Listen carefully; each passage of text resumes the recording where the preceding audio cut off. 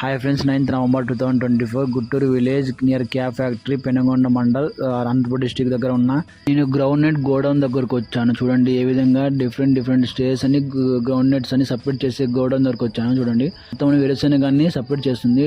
ఈ గోడౌన్ లో different stages ఉంటాయి. ఫస్ట్ వేరుశెనగ మిషన్ లేక పోస్తే అవన్నీ క్రషింగ్ చేసి విత్తనాలన్నీ పక్కకి చేసి మొత్తం ఫిల్టర్ అంతా చేసేసమాట ఓ దగ్గరకు వస్తాయి. ఓ దగ్గర నుండి మళ్ళీ కన్వేయర్ బెల్ట్ ద్వారా చిన్న బాక్సుల్లో పోయేసి అన్ని ఫిల్టర్ చేస్తుందన్నమాట. లాస్ట్ లో అన్ని జల్లెడ పడుతుంది.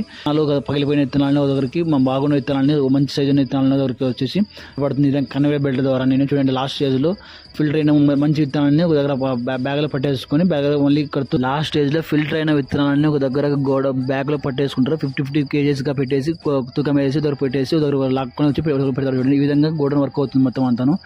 ఈ వీడియో చూస్తే మీకు అర్థమవుతుంది గోడౌన్ ఎలా వర్క్ అవుతుంది, గోడౌన్ మిషన్ అనేది. మీరు ఎక్కడ చూసారు కామెంట్ మర్చిపోకుండా.